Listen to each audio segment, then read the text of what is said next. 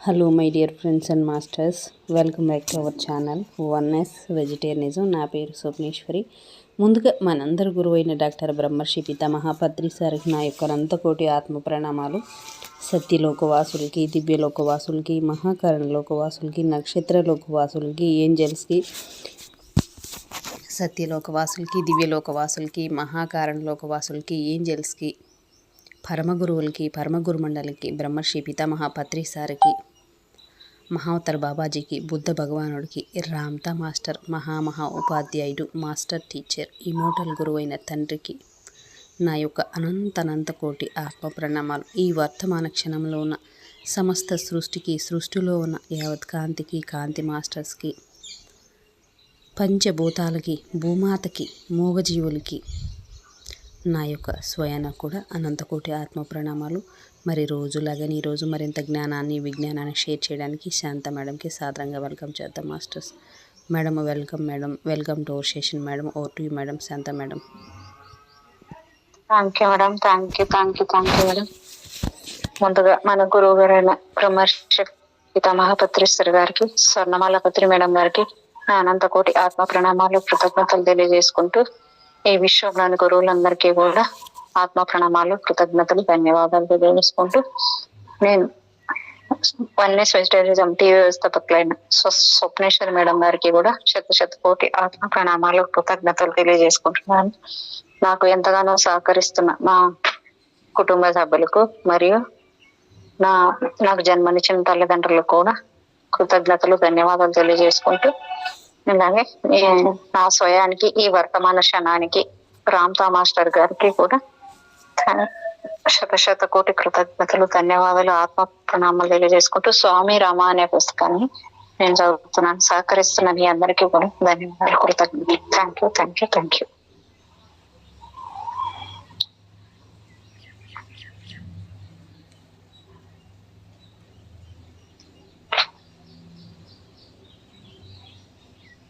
ఇక్కడ బోలే అప్పుడు దైవ ఆచార్యులైన నారదులు హిమాలయాల్లోని బద్రీనాథ్ పుణ్యక్షేత్రంలో ఉన్నట్టే ఉజ్జయినిలో దుర్వాస మహర్షి ప్రధానంగా నివాసం ఉండేది. ఉజ్జయినిలో దుర్వాసుల వారు ప్రధాన ఆచార్యులు.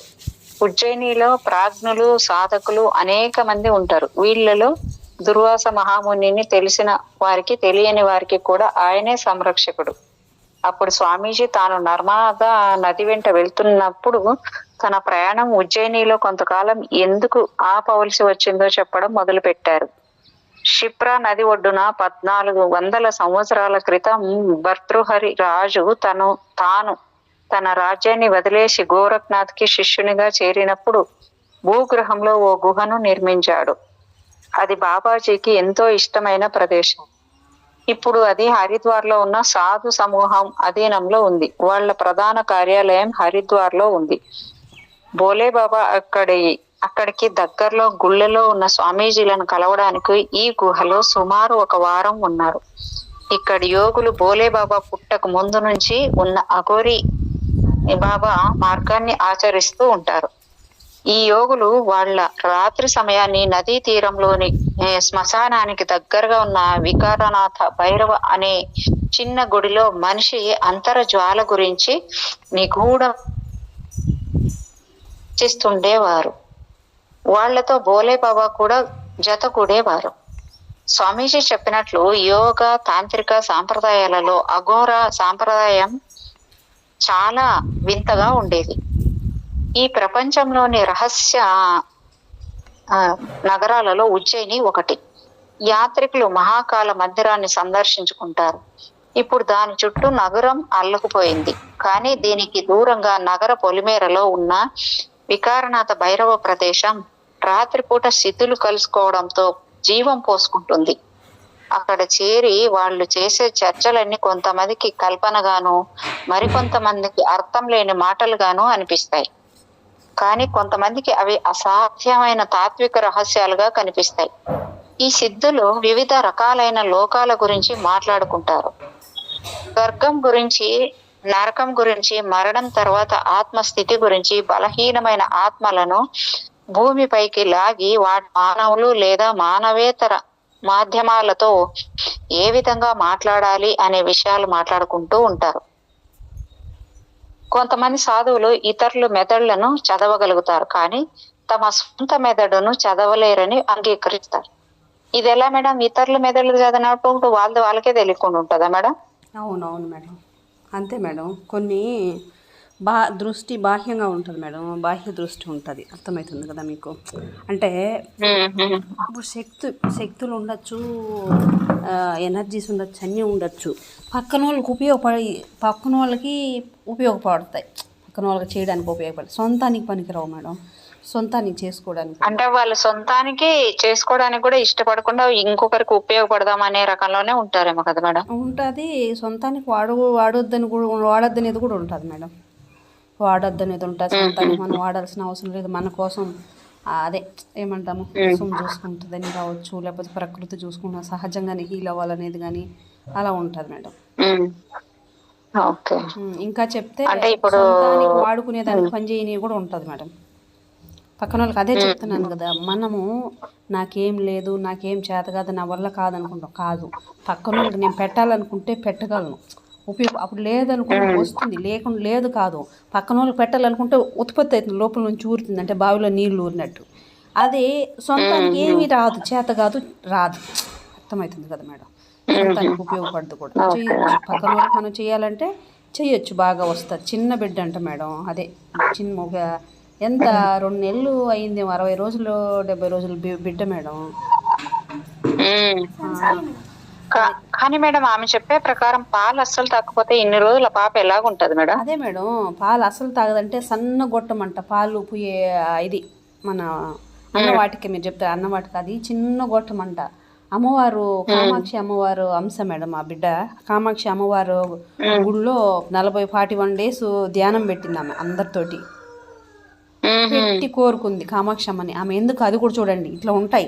ఏం కోరుకుందంటే, పెట్టి ఇంట్లో అందరూ శాకాహారులుగా మారాలి, నేను చెప్తే ఎవరు వినట్లేదు, కనీసం నీ శక్తి ద్వారా నాకు ఇట్లా నీ అంశని ఆ బిడ్డ ద్వారా మార్చని చెప్పి కోరుకునింది. అదే విధంగా బిడ్డ వచ్చింది. అప్పుడే కన్సీవ్ అయ్యి బిడ్డ పుట్టింది. కానీ ఇది భౌతికమైన రీజన్ కాదు, నాకు తెలిసి హాస్టల్ రీజనే మేడం ఇది. ఆ బిడ్డకి అట్లా. మరి దీనికి సొల్యూషన్ ఏంటి మేడం? ఇప్పుడు హాస్టల్ గా అంటే అన్ని రోజులు ఇప్పుడు ఆ పాప తాగకుండా ఉంది అంటే ఆ పాప వెయిట్ కూడా పెరగట్లేదు అంట కదా? ఎప్పుడు పెరగదు, కానీ ఉందంటే ఏంటది? శక్తి కదా. ముందే పసిబిడ్డలు దేవతలు అంటాము. అవును, మరి ఆ శక్తితోనే ఉంది కదా బిడ్డ. కానీ ఇప్పుడు దీన్ని ఎవరికైనా తెలిసిన వాళ్ళకి, బాగా మాస్టర్స్కి అందరికి చెప్పి చేసి, అందరూ వాళ్ళ శక్తితో, వాళ్ళ ఎనర్జీస్తో ఆ బిడ్డకి ఏదైనా చేయడము, లేకపోతే ఆ బిడ్డ ద్వారానే మెసేజ్ తీసుకోవడము, ఏదో చెయ్యాలి మేడం. అదే ఆ యుఎస్ఎల్ గ్రూప్ లో ఒక ఆమె ఉండేది మేడం, ఎవరు, శ్రీలక్ష్మి అని, ఆ కృష్ణ శ్రీలక్ష్మి అని. ఆమె బాగా మెడిటేటర్. ఆమెకి ఏదో బాధ వచ్చినప్పుడు కూడా, ఆమెకు కూడా బిడ్డ పుట్టింది. ఆ వెంటిలేటర్ లోనే 2 months అక్కడే హాస్పిటల్లో ఉంచారంట మేడం ఆ అమ్మాయికి. అప్పుడు చూడండి, ఇక్కడ నుంచినే వీళ్ళు రోజు వెళ్ళి చూసి వచ్చేవాళ్ళంట. పాప అక్కడ, వీళ్ళు ఇక్కడ ఇంట్లో బాగానే ఇది చేశారు. కానీ అందరూ ఎనర్జీస్ అట్లా డైలీ ఆ పాప గురించి ధ్యానాలు చేయడము, ఇవన్నీ చేయడం వల్ల ఆ పాప బాగా సురక్షితంగా తిరిగి వచ్చింది ఇంటికి. వాళ్ళు చెప్తూ ఉన్నారు కాబట్టి అప్పుడు నేను అటెండ్ అయ్యేదాన్ని రోజు మార్నింగ్ టైము. ఇప్పుడు అదే మీ క్లాస్ రాకముందు మేడం. అదే ఇప్పుడు అదే చేయాలి, ఈ బిడ్డకు కూడా అదే చేయాల. ఎందుకంటే పసిబిడ్డ ఒక స్త్రీ శక్తి ఎనర్జీస్, పసిబిడ్డ పక్కన పెడితే స్త్రీ శక్తి ఒక పాప, ఇంకా అమ్మవారు అంశతో వచ్చింది భూమి మీదకి. ఇప్పుడు వచ్చే పిల్లలు మామూలు పిల్లలు కాదు మేడం. ఇప్పుడు కాంతి మాస్టర్స్ మేడం, చాలా గ్రేట్.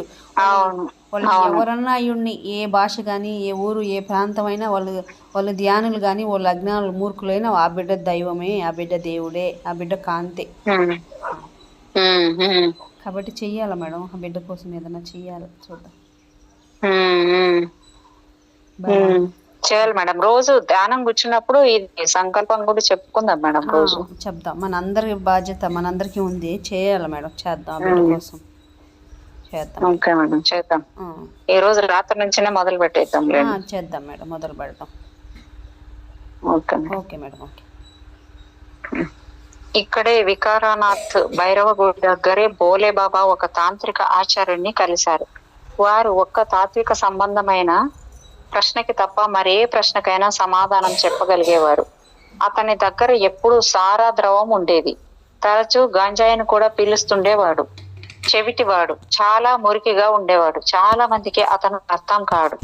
అయినప్పటికీ అతడంటే అందరికీ ఎంతో ఆకర్షణ. కారణం, అతడు భవిష్యత్తును, ప్రాపంచిక విషయాలను అద్భుతంగా చెప్తూనే ఇన్ని ప్రజ్ఞలు ఉన్నప్పటికీ తాను చాలా నికృష్టుడని ఒప్పుకునేవాడు. ఆయనను కలిసే అజ్ఞానులు ఆయనకు తాంత్రిక ఆచరణ వల్ల వచ్చే బాధను అర్థం చేసుకోలేదు. కానీ ఒకరోజు రాత్రి స్వామీజీతో కొన్ని సంవత్సరాల క్రితం అతను ఒక అల్ప స్థాయికి చెందిన తాంత్రికాచార్యుడి ద్వారా కర్ణపిశాచి విద్యను నేర్చుకున్నానని చెప్పాడు. తాంత్రిక అభ్యాసంలో కర్ణపిశాచిని అంటే దాన్ని సాధన చేసే వ్యక్తికి అడిగిన ప్రతి ప్రశ్నకు చెవిలోకి వచ్చి గుసగుసగా సమాధానం చెప్పే శక్తి. అమ్మో, ఇట్లా కూడా ఉంటుందా మేడం? ఈ శక్తిని సాధన చేసి సాధించగలిగాడు. కానీ దాని వల్ల కష్టాలను కొని తెచ్చుకుంటున్నానని అతను గ్రహించలేకపోయాడు. మొదట్లో ఇది చాలా అద్భుతంగా ఉండేది. అడిగిన ప్రతిదానికి సమాధానం చెప్పడంతో ప్రజల ముక్తులయ్యేవారు. అయితే ఆ శక్తి నిలుపుకోవాలంటే ప్రతిరోజు సాధన చేయాల్సింది. దాంట్లో భాగంగా శక్తిని తన చెవిలోకి ఆవాహన చేస్తూ ఆ పిశాచికి మద్యము, మాంసము అందించాలి. అది తాను వాటిని సేవించడం ద్వారా ఆకలిగా లేనప్పుడు మాత్రమే ఆ శక్తి పనిచేస్తుంది. ఎంత ఎక్కువగా ఆ శక్తిని ఉపయోగిస్తే అంత ఎక్కువగా అది ఇతని దేహాన్ని వాడుకుంటుంది. మొదట్లో ఆ పిశాచ శక్తి ఇతడి ఆధీనంలో ఉండేది. కానీ క్రమక్రమంగా అతడిపై ఆధిపత్యం వహించడం మొదలుపెట్టింది. దాంతో ఆమెని తృప్తిపరచడానికి వేరే దారి లేక ఆమె కోరికని అనుసరించి త్రాగటం, గంజాయి పీల్చడం, మాంసం తినటం చేయాల్సి వచ్చేది.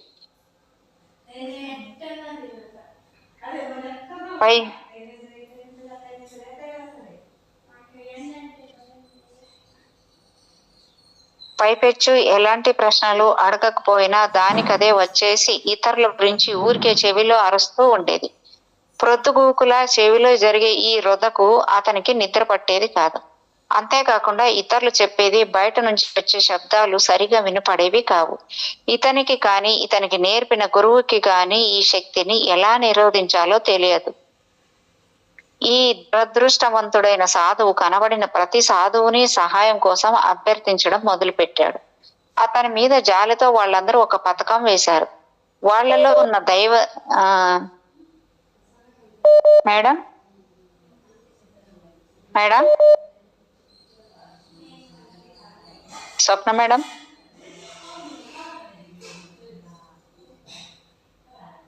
స్వప్న మేడం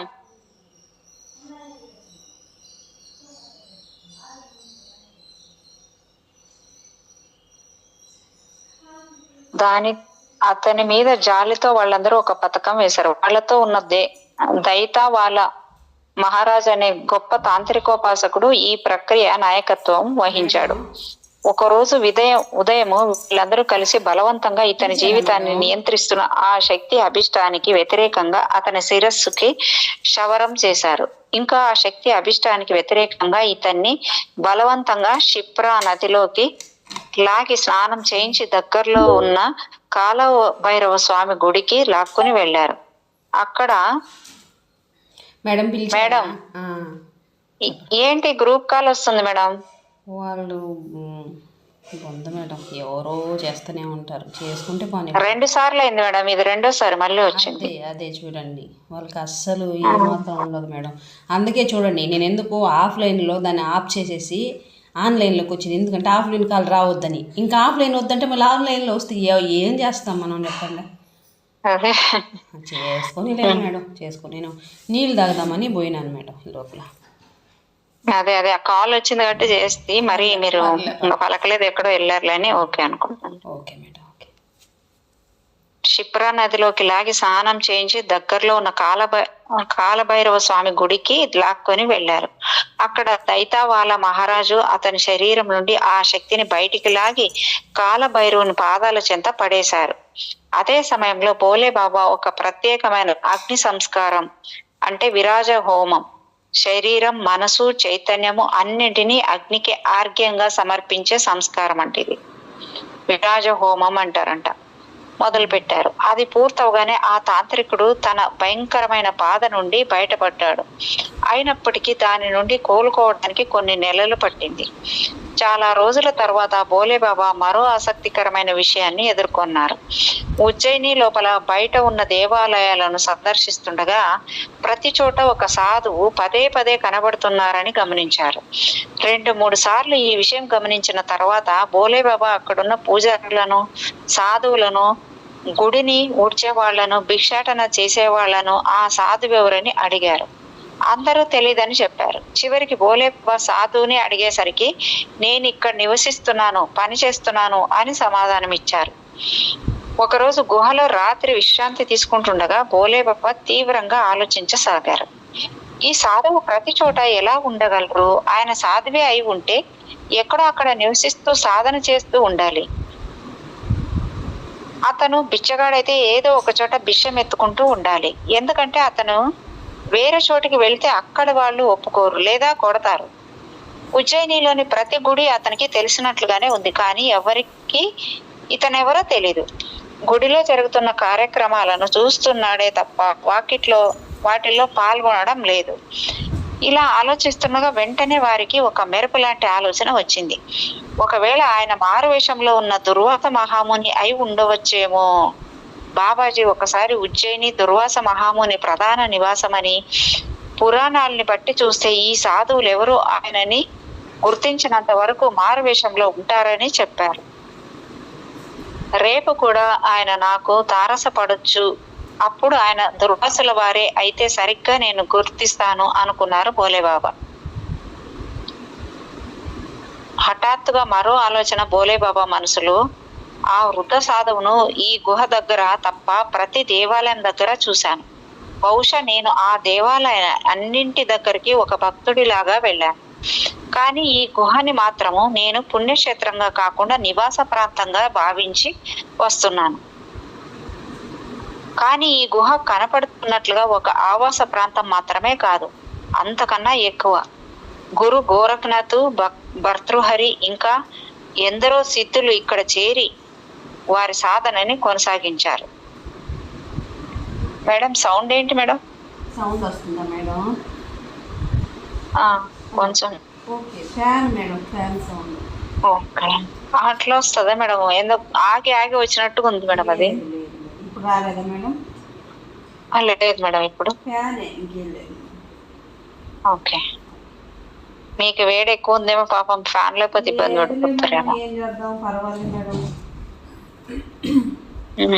క్లాస్ ఇక్కడికి ఒకటి వదులుకోవాలి అంటే ఫ్యాన్ నిజంగా సౌండ్ అట్లా వస్తుందా మేడం? అది కూడా ఇప్పుడు నేను వేసుకున్నాను, కానీ మీకు వస్తుందా, ఏమైనా వినిపిస్తుందా? లేదు లేదు మేడం, ఇది కూడా ఏమంత పెద్దగా రాదు, మీకు అంత క్లియర్గా వినపడుతుంది అంతే. అంటే అది ఒక రకంగా ఏందో చేస్తున్నారేమో అక్కడ పని అన్నట్టుగా సౌండ్ వస్తుంది మేడం. అది ఇప్పుడు లేదు మరి. ఓకే, ఇక్కడి గుహలో ఒక గది నుండి 100 మైళ్ళ దూరంలో ఉన్న హరిద్వార్లోని గంగా నది ఒడ్డుకి వెళ్లే రహస్య మార్గం ఉందని పురాణాల్లో ఉంది. సాంప్రదాయంలో భాగంగా నేను ఈ గుహని వదిలి వెళ్లి గురువులకి, సాధువులకి పరమ గురువైన దుర్వాస మహర్షి అనుమతితో మళ్లీ గుహలోకి ప్రవేశించాలి అనే ఆలోచన తట్టింది. అలా అనుకుని బోలే తన ఫ్లాష్ లైట్ తీసుకుని గుహ బయటికి వచ్చారు. అక్కడ గుహ బయట దగ్గరలోని చెట్టు క్రింద ఆ వృద్ధ సాధువు కూర్చొని ఉన్నారు. ఆయన దగ్గరికి వెళ్లి బోలే బాబా, హే కరుణామూర్తి, ఆర్తత్రాణ పరాయణ, మీకివే నా ప్రణామాలు అని స్తుతించారు. ఆయన ఈ పదాలు వినగానే వారి చేతులు వాటంతటవే ఒక యోగి కూర్చున్న భంగిమలోకి మారిపోయాయి. వారి సాధారణ చూపులు కాస్త దివ్య ప్రకాశంతో నిండిపోయాయి. రాత్రి కాస్త నల్లటి కారు చీకట్లతో కమ్మేసింది. కారు మబ్బులు చుట్టూ కమ్ముకుపోయాయి. వారి వెనక చక్రకాంతి వెలుగుతోంది, కానీ గాలి చల్లగా మృదువుగా వీస్తోంది. ఆయన ఖచ్చితంగా దుర్వాస మహామునే. బోలే బాబా పులికించిపోయారు, కానీ ఆశ్చర్యపోలేదు. ఆయన ఎంతో మంది దేవతల్ని ఇలా తన గురువు సమక్షంలోనూ పరమ గురువుల సమక్షంలోనూ అనేక మార్లు దర్శించారు.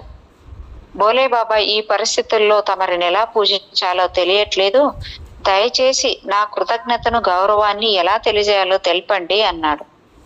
మహామని దుర్మాషులు, పర్వాలేదు, తమ జీవితాన్ని భగవంతుడికి సేవకై కంకర్యం చేసిన వారికి సహాయపడటం నా కర్తవ్యం. చెప్పు, నా నుంచి నువ్వేం కోరుతున్నావో అన్నారు. మహానుభావులైన నా గురుదేవులకి, వారి గురుదేవులకి కూడా స్వచ్ఛంద దేహత్యాగం చేసి కూడా సజీవంగా ఉండగల సామర్థ్యం ఉందని నాకు తెలుసు. ఇక మీరు చిరంజీవులు, మీకు జీవితంలో 2 తీరాలు తెలుసు. దేశకాలాలు మీకు ఎలాంటి ఆటంకాల్ని కలుగజేయలేవు. నాకు ఆ ఆవలి తీరం గురించి తెలుసుకోవాలని ఉంది. హిమాలయ గ్రామాలలో అనారోగ్యాలను నయం చేసి చనిపోయిన వారు ఎవరినైనా ఒకే ఒక్క నిమిషంలో వెనక్కి మామూలు జీవితంలోకి ఆత్మల సహాయంతో తీసుకొని రాగలిగే గురువులను చాలా మందిని చూశాను.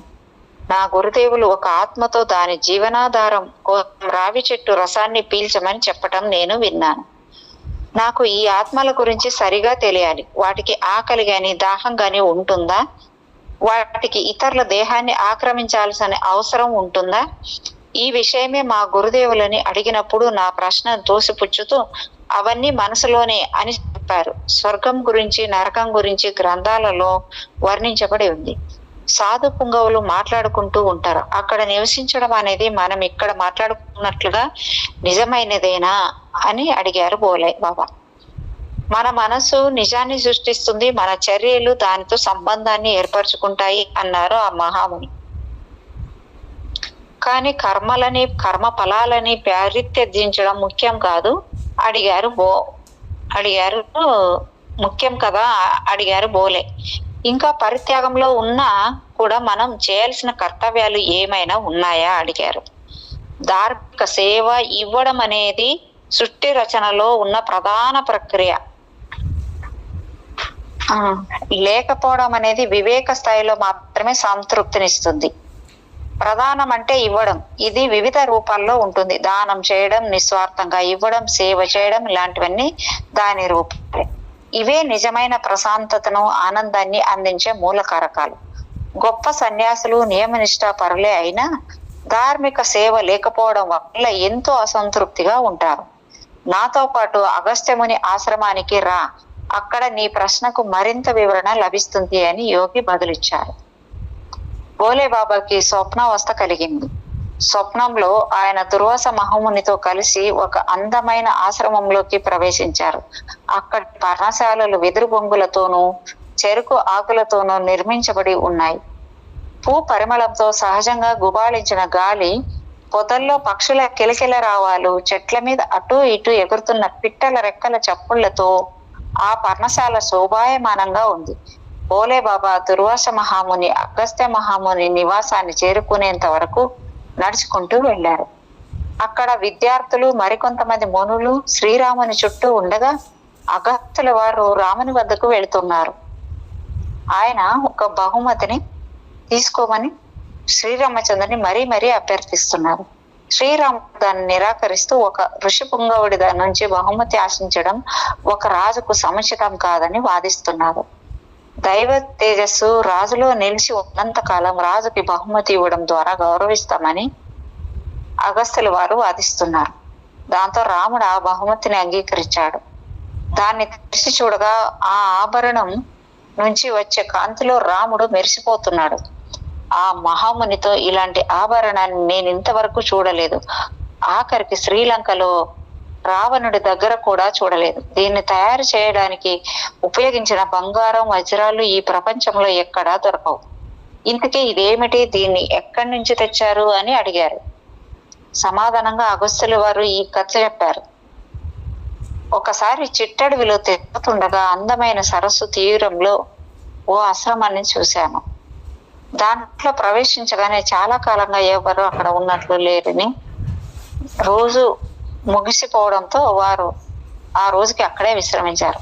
తెల్లారి సూర్యోదయానికి ముందు లేచి కొలం దగ్గరికి స్నానానికే వెళ్తుండగా ఒక పెద్ద ఆజానుబాహుడైన మానవ కళేబరాన్ని దాటాల్సి వచ్చింది. దానిని పరిశీలించగా రోగం, గాయం, విషం లాంటి ఛాయలేమీ కనిపించలేదు. ఏమిటి ఈ వింత అని ఆలోచిస్తూ ఉండగా ఆకాశం నుంచి ఓ బంగారు రథం క్రిందికి దిగింది. అది ఆ సరస్సు తీరంలో ఆగింది. అగస్త్యుల వారు చూస్తుండగా దాని నుండి ఓ ఆజానుబాహుడైన దేవతా పురుషుడు క్రిందకు దిగి కొలనులో స్నానం చేసి నేరుగా పడి ఉన్న దేహం దగ్గరికి వెళ్ళి దాన్ని చీల్చి తినడం మొదలు పెట్టాడు. అలా తినడం ముగియగానే లేచి వెనక్కి వెళ్ళసాగాడు. ఆ కళేబరం మళ్ళీ మామూలుగానే అయింది. కొద్ది క్షణాల్లోనే అది అంతకు ముందు దాన్ని ఎవరు తాకనట్లుగా మారిపోయింది. ఆ మనిషి మరోసారి సరస్సులో స్నానం చేశాడు. ఆయన రథాన్ని ఎక్కబోతుండగా అగస్త్య మహాముని అతన్ని ఆపి, నాయనా, దయచేసి కొంచెం ఆగు. నువ్వు ఎవరో తెలియచేయి. నీకు భౌతిక దేహం ఉన్నట్లు కనపడడం లేదు.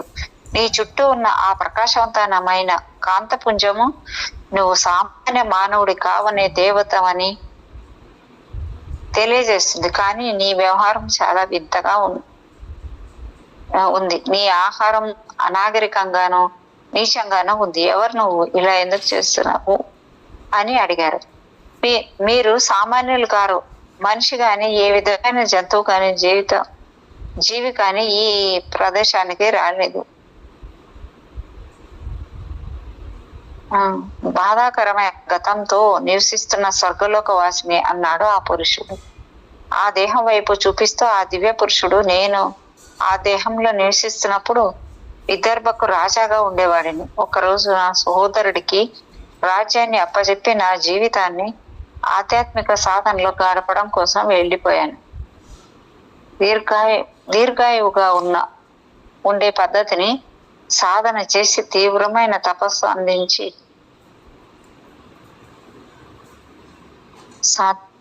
ఆశ్చర్యకరంగా అక్కడే ఆకలితో నా జీవితం చివరిలో అంకంలో నాకున్న జ్ఞానము, స్వచ్ఛత కారణంగా నా ఆధ్యాత్మిక సాధన వల్ల నేను నా దేహాన్ని వదిలి యోగ పద్ధతిలో నేరుగా స్వర్గానికి వెళ్ళాలి. ఆశ్చర్యకరంగా అక్కడ నేను ఆకలితోనూ దాహంతోనూ పరితపించిపోతున్నాను.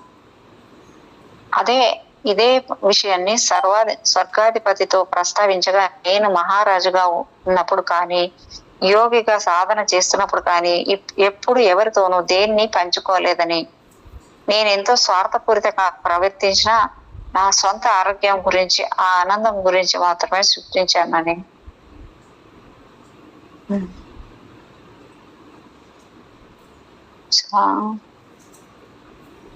అందుకోసమే నేనెంతో స్వార్థపూరితంగా ప్రవర్తించి నా సొంత ఆరోగ్యం గురించి, ఆనందం గురించి మాత్రమే పట్టించుకున్నానని, ఆఖరికి నా రాజ్య త్యాగాన్ని కూడా నా ఆనందం కోసమే చేశానని వివరించారు. రాజ్య పరిపాలన అనే శిరోభారం వదిలించుకోవడం కోసం కూడా ఎవరి నుంచి నాకు ఆటంకాలను ఎదురు రాకుండా ఉండడానికి, నా ఆధ్యాత్మిక ఆశయాలను తీర్చుకోవడానికి చేశానని స్వర్గాధిపతి వివరించారు. ఈ కారణంగానే నేను అతిగా వాంఛించిన నా దేహాన్ని తినాలని, అది ఎప్పటికీ కుళ్ళిపోకుండా నాకు ఆహారాన్ని ఇస్తుందని హామీ ఇచ్చారు. అలాగే ఈ దుర్గతి నుంచి నాకు అగస్త్య మహాముని మాత్రమే విముక్తి ప్రసాదిస్తారని కూడా చెప్పారు.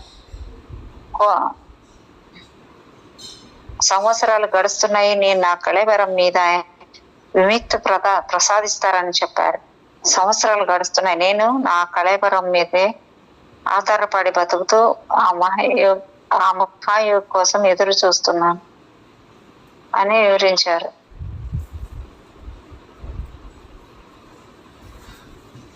నువ్వు ఎదురు చూసేది నా కోసమే, చెప్పు, నీకు ఏ విధంగా విముక్తి కలిగించగలను అన్నారు అగస్త్యులు. ఆ స్వర్గవాసి అగస్త్యుల వారి పాదాలపై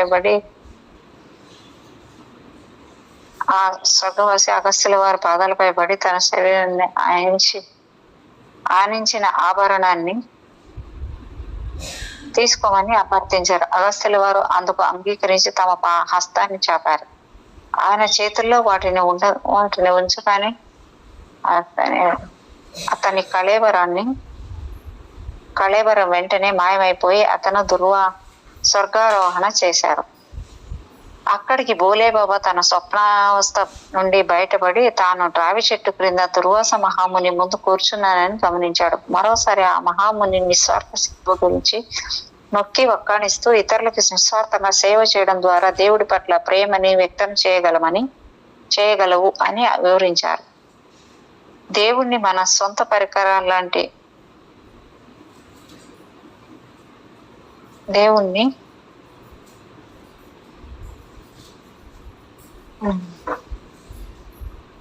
అది చిన్నవాడు దేవుణ్ణి మన సొంత పరికరాల లాంటి ఆచార వ్యవహారాల్లో పూజిస్తే అన్ని చిన్నపిల్లలు పెట్టు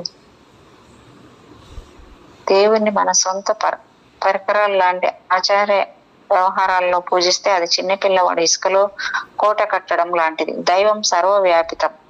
ఆ ప్రకాశం ప్రతి హృదయంలోనూ కొలువై ఉంటుంది. నీకు నువ్వు గుళ్ళలో పూజలు చేసుకుంటూ ఒంటరిగా సాధన చేసుకుంటుంటే దేవునితో ఉన్నట్లు కాదు. ఇంకా వీటితోనే నువ్వు కొనసాగుతుంటే నీ ద్వారాలు లాంటివి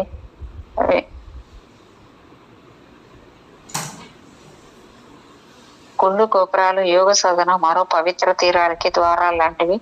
అవి నీకు అంతిమ గమ్యస్థానాలు కావు.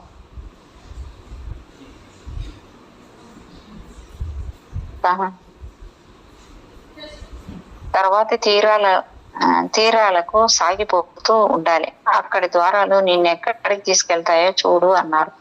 మర్నాటి ఉదయం బోలేబాబా తన తుది గమ్యానికి బయలుదేరారు. నర్మదా నది పవిత్ర విషయంలో గంగా నదితో పోల్చుకుంటే 2వ స్థానంలో ఉంది. అది అమర్కంటక్ లో పుట్టింది. దీని తీరం వెంబడి బారులు తీరిన దేవాలయాల్లో ఎక్కువగా శివాలయాలే ఉన్నాయి. వీటిల్లో ఓంకారేశ్వర క్షేత్రం ఒక్కటి. ఓంకారేశ్వర క్షేత్రం ఎంతో పేరుగాంచింది. ఇది నర్మదా కావేరి నదుల సంగమం వద్ద సుదూర తీరంలో ఎంతో అందమైన ప్రదేశంలో ఉంది. పడవ లేదా పాదవంతెన ద్వారా మాత్రమే దాన్ని చేరుకోగలం. బోలేబాబా ఈ ద్వీపానికి బయలుదేరారు.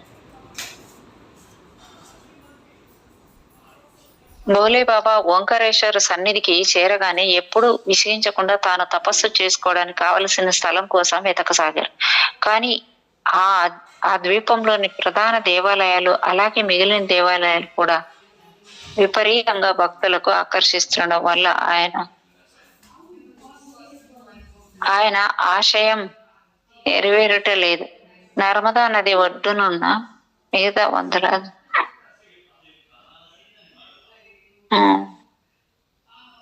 వందలాది దేవాలయాల్లో కూడా ఇదే పరిస్థితి. నదీ ప్రవాహానికి పడమటి తీరంలో కొన్ని మైళ్ళ తర్వాత ఆయన ఒక ఏకాంత ప్రదేశాన్ని చూశారు. అక్కడే ఆయన గుడిసెని నిర్మించుకున్నారు. అతడికి గ్రామం 6 మైళ్ళ దూరంలో ఉంటుంది.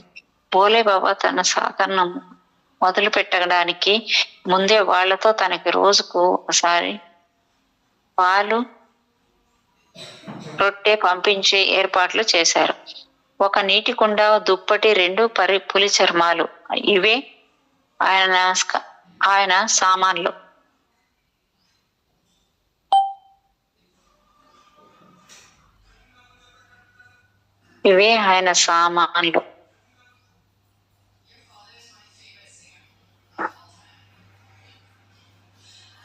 దుప్పటి, 2 పులి చర్మాలు ఇవే ఆయన సామాన్లు. స్వామీజీ తన హిమాలయ పరమ గురువులతో జీవనంలో రాసినట్లు, ఈ 6 నెలల తపస్సాధన కాలంలో నా జీవితంలో ఎంతో అమూల్యమైనది అన్నారు.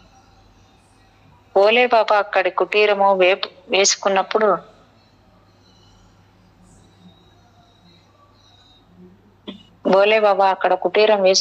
నదిలో మొసళ్ళు ఉండటం గమనించలేదు. సెప్టెంబర్ నెలలో అక్కడికి వచ్చారు.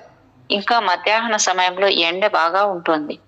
మొసళ్ళన్నీ ఉదయము మధ్యాహ్నం బయటకు వచ్చి ఒడ్డును చేరి తీరుతూ ఉండి. అదే సమయంలో బోలేబాబా తన కుటీరంలో సాధన చేస్తూ ఉండేవారు. ఆయన ఏకాంతాన్ని గ్రామస్తులు భృగు భగ్నం చేసేవారు కారు. పశువుల కాపర్లు, గొర్రెల కాపర్లు అడవికి వెళ్లే సమయంలో అటువైపు వెళ్లే వాళ్ళు కారు. గ్రామస్తులు అతను దొంగ సాధువు అయితే మొసళ్ళు అతన్ని తినేస్తాయి. అవి సాధువు తినేస్తాయి. మంచి సాధువు అయితే అతన్ని రక్షిస్తాయి. ఆయన తనువు ఫలిస్తుంది.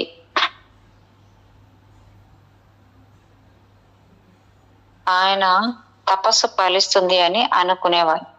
భారత పురాణాల ప్రకారం మొసలి గంగాదేవి వాహనం. కానీ వారాల తర్వాత మొసళ్ళన్నీ తన కుటీరం బయట ఉండటం గమనించారు. అంతలో ఒక ఆధ్యాత్మిక వ్యాఖ్యానం అతని మనసులో మెదిలింది. గంగాదేవి తనను చూడడానికి వచ్చినట్టు తన ఎక్కడ సాధన చేసినా పోషణ రక్షణ అందిస్తానని ఆమె అన్నట్లుగా అర్థం చేసుకొని ఆయన ఉప్పొంగిపోయారు. ఇక్కడ ఈ మొసళ్ళని ఉండడం కూడా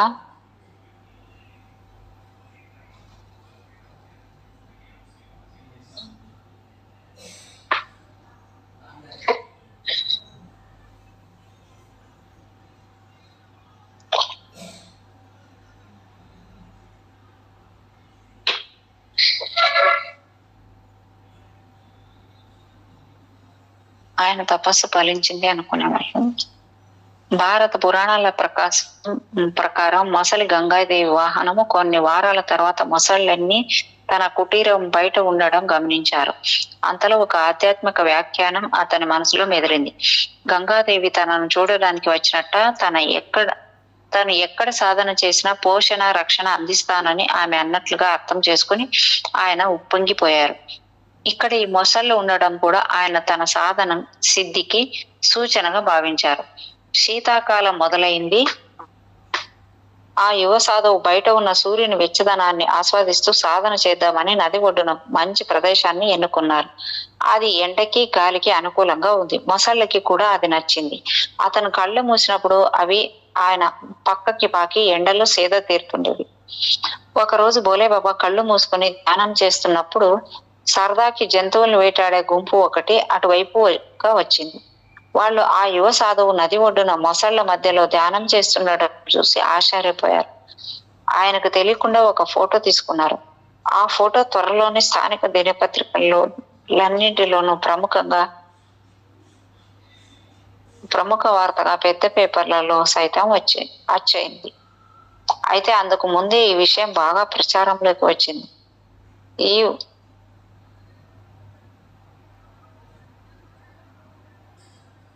ఈ వార్త మహారాష్ట్రలో 100 మైళ్ళ దూరంలో ఉన్న కార్వీర పీఠం శంకరాచార్యులకి జగద్గురు కుర్టుకోటికి చేరింది. ఈ మహాపండితుడు అంతకు ముందే చాలా కాలం క్రితం ఇలాంటి సాధన చేశారు. ఇప్పుడు అర్హత గల వారసుడి కోసం చూస్తున్నారు.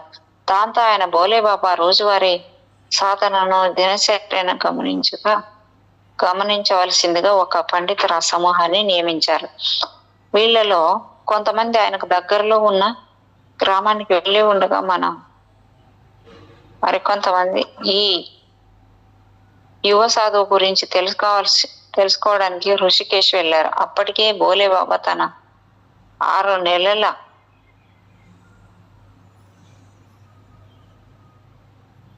నెలల సాధనను పూర్తి చేశారు. జగద్గురు శంకరాచార్య ఈ యువ సాధువే తన వారసునిగా తన స్థానంలో ఉండవలసిందిగా వ్యక్తిగా భావించారు. జగద్గురు శంకరాచార్యుల వారు తనను కార్వీర్య పీఠంలో కలవవలసిందిగా బోలేబాబాకు ఆహ్వానాన్ని పంపారు. ఎంతో గాఢమైన చర్చ జరిగిన తర్వాత ఈ యువ సాధువుని తన వారసుడిగా చేర్చుకున్నారు. ఈ పీఠాధిపత్యాన్ని అంగీకరిస్తే 2 విధాల ఫలితం ఉంటుందని, అటు ధర్మ ప్రచారంతో పాటు మానవ సేవ కూడా చేయవచ్చని భావించారు. కానీ బాబాజీ అంగీకారం లేనిదే వారు దీన్ని ఆమోదించారు. అందుకే ముందుగా బాబాజీకి ఈ విషయం టెలిగ్రామ్ ఇచ్చారు. దానికి సమాధానంగా ఆయన మిగతా గురువులందరూ నీకెలా అనిపిస్తే అలా చెయ్యి, మాకు దీవెనలు నీకు ఎప్పుడు నీ వెంటే ఉంటాయి.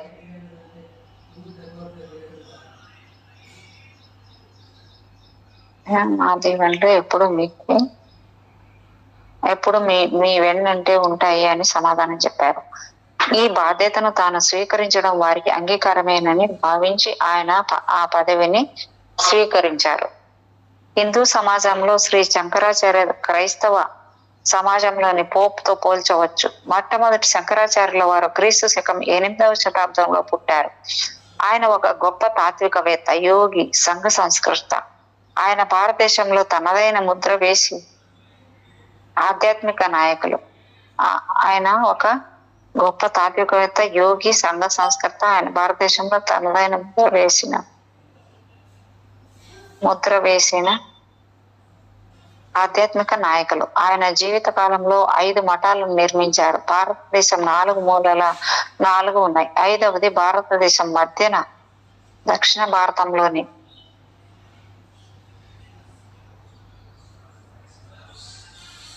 ఆయన భారతదేశంలోని కార్వీర పీఠం. పురాణాల ప్రకారం 4 పీఠాల్లో 4 శిష్యులను అధిపతులుగా నియమించి తాను తన జీవిత శేషాన్ని 5వ పీఠంలో గడిపారు. అప్పటి నుండి ఈ 5 స్థానాల నాయకత్వ బాధ్యతల్ని అప్పుడప్పుడు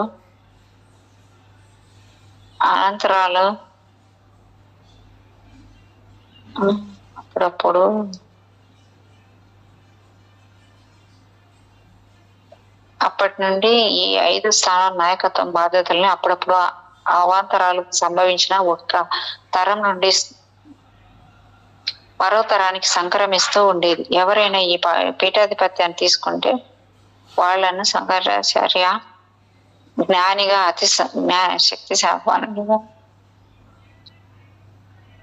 శక్తి సంపన్నిగా, భక్తులకు తన దీవెనలతో మేలు చేకూర్చే మహనీయునిగా,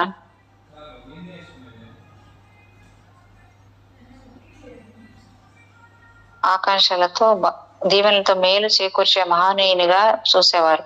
ఈ విశ్వాసంతోనూ ఆకాంక్షలతోనూ భారతీయులు శంకరాచార్య స్థానంలో ఉండేవారు.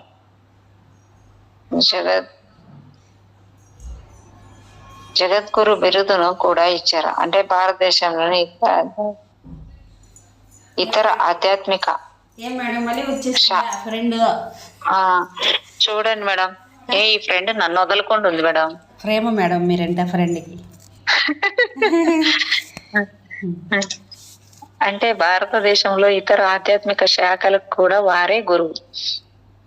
బోలే బాబా కార్వీర పీఠంలో శంకరాచార్య దీక్ష ఇచ్చే వేడుక సాంప్రదాయబద్ధంగా సుమారు 18 రోజులు కొనసాగింది. ఆ క్రమంలో వారి పేరు కొత్తగా జగద్గురు శంకరాచార్య భారతిగా మారింది. అధికారికంగా వారికి పేరున్నా సరే చాలా మంది వారిని జగద్గురు లేదా తేలిగ్గా బోలే బాబా అని పిలిచేవారు.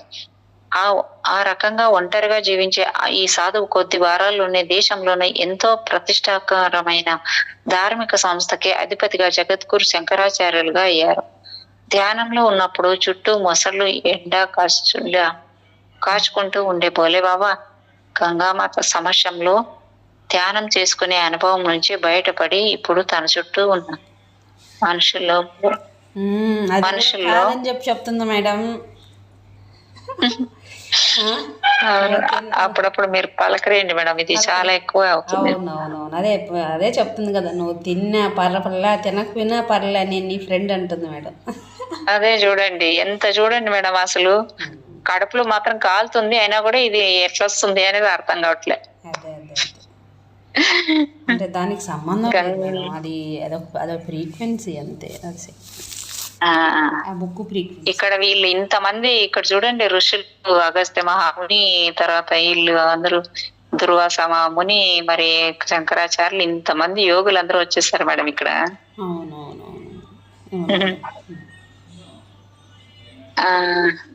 ఈ గంగామాత సమక్షంలో ధ్యానం చేసుకుంటే అనుభవం నుంచి బయటపడి ఇప్పుడు తన చుట్టూ ఉన్న మనుషుల్లో దేవుణ్ణి దర్శించే మార్గాన్ని అన్వేషించవలసిన స్థితిలోకి వచ్చారు. ఇదంతా తేలికైన విషయం ఏమీ కాదు. డాక్టర్ కుర్టుకోటి చాలా చురుగ్గా రోడ్లు ఊడ్చడం లాంటి సాంఘిక మత సంస్కరణ కార్యక్రమాలలో పాల్గొనడం, ఆయన శిష్యుల సాంఘిక, సాంస్కృతిక, మత, తాత్విక జీవిత కార్యక్రమాలలో చురుగ్గా పాల్గొనడం లాంటివి చేస్తున్నారు.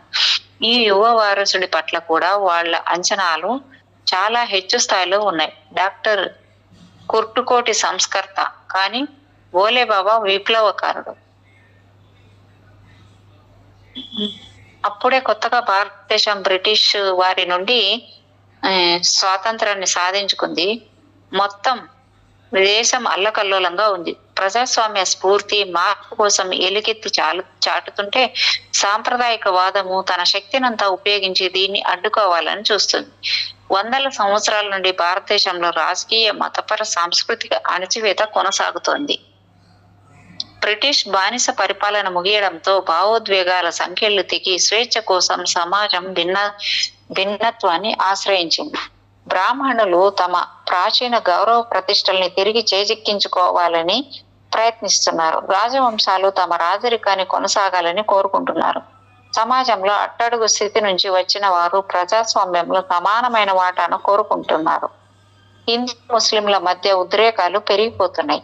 సనాతన హిందూ సమాజం కొంతమందితో తిరిగి బలం పుంజుకుంటుంటే మరికొంతమందిలో విచ్ఛిన్నానికి గురవుతోంది. కేవలం బ్రాహ్మణులకి, ఇతర అగ్ర కులాలకే ప్రవేశం ఉంటుంది. ఇలాంటి సమయంలో ప్రజలు సహజంగానే తమ మతాల ఆధ్యాత్మిక తత్వాలకి సంబంధించిన నాయకుల వైపు మార్గదర్శకత్వం కోసం చూస్తుంటారు. ఈ విషయంలో మిగతా 4 శంకరాచార్య పీఠాధిపతులు సనాతన హిందూ ధర్మాన్నే బలపరిచారు. కానీ భోలేబాబా కార్వీర మఠ శంకరాచార్య పీఠాధిపతిగా తన శక్తిని ఆధునిక సంస్కరణలకు, మార్పుకే ఉపయోగించారు. మరో మాటలో చెప్పాలంటే అధిక సంఖ్యాక హిందూ మత నాయకులు కుల కట్టుబాట్లను, మహిళలపై పురుషాధికారాన్ని సమర్థిస్తూ నిరాశ్రయులైన పేదల దయనీయ స్థితిని వారి కర్మగా పరిగణించారు. చూడండి మేడం ఎలాగుంది అప్పుడు. మరోవైపు భోలేబాబా ఇదే అతనుగా భావించి మహాత్మా గాంధీ, రవీంద్రనాథ్ ఠాగూర్ సాంగత్యంలో పెంపొందిన నమ్మకాలను, ఆశయాలను ఆచరణలోకి తీసుకురావడానికి ప్రయత్నించారు. ప్రతి పురుషుడు, ప్రతి స్త్రీ, గొప్ప, బీద, అక్షరాస్యులు, నిరక్షరాస్యులు అందరూ దేవుడి గుళ్ళోకి వెళ్ళడానికి అర్హులే అని ఆదేశాలు జారీ చేశారు. విద్య మానవ చైతన్యాన్ని, స్పృహని పైకి తీసుకొచ్చి పరివర్తన దిశలో మళ్ళిస్తుందని సమర్థించారు. వాటిదే పోల్చుకుంటే డాక్టర్ పుట్టుకోటి గారి సంస్థలో కూడా గొప్ప మార్పుగా ఏమీ ఉండదు. అదే సమయంలో భోలేబాబా సాంప్రదాయ ఆచారాలకి అవసరమైన కర్తవ్యాలను కూడా శంకరాచార్యులుగా ఆయన నెరవేర్చారు. ఆయన మొదటి స్థానంలో ఉన్న కార్వీర పీఠాధిపతి శంకరాచార్యులుగా ఆయన వాటి నియమాలని ఆయన వాటి నియమ నిబంధనల్ని, విలువల్ని, గౌరవాల్ని పాటించారు.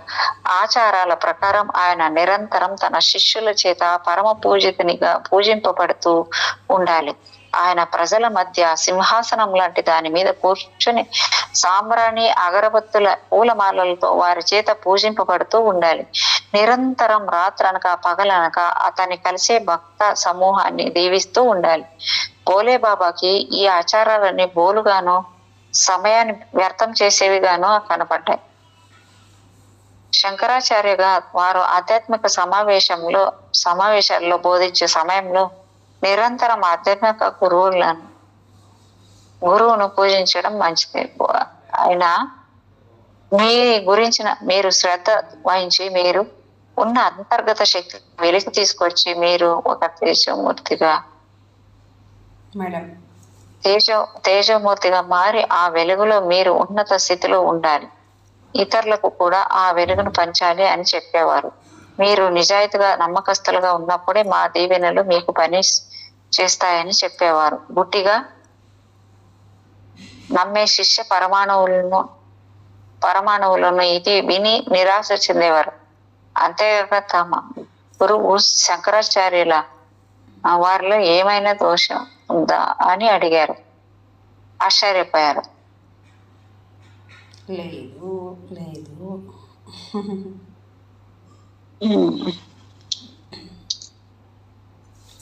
మేడం టైం ఎంతైందో చూసుకున్నారా? ఓకే మేడం, 50 నిమిషాలు అయింది మేడం. ఓకే అంటే ఇప్పటికి మీకు ఆ పేర లేదు, ఇంకో 10 నిమిషాలు అయిపోనులేండి మేడం. అవుని సరే సరే ఓకే.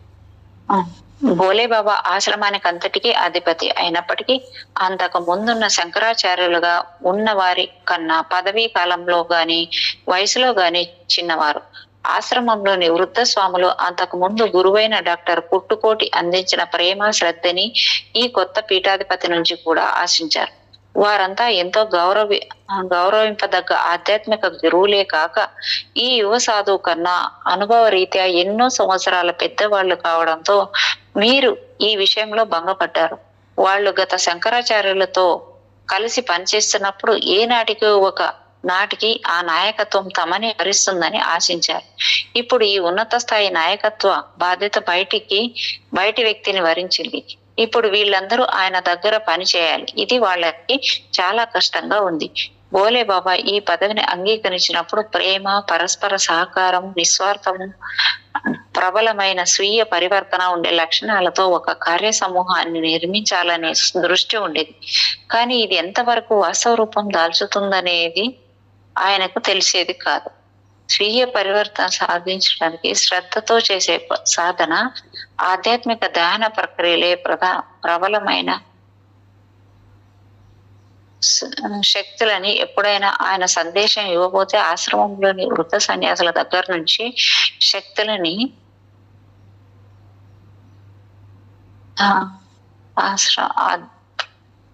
ఆశ్రమంలోని వృద్ధ సన్యాసుల దగ్గర నుంచి అందరూ చిరుసరిలాడే ముఖాలతో వ్యక్తం చేసే ప్రతికూల వైఖరిని ఎదుర్కోవలసి వచ్చేది. మేడం మేడం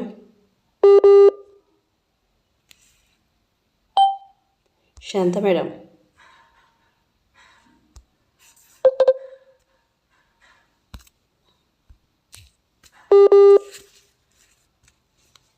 మేడం శాంత మేడం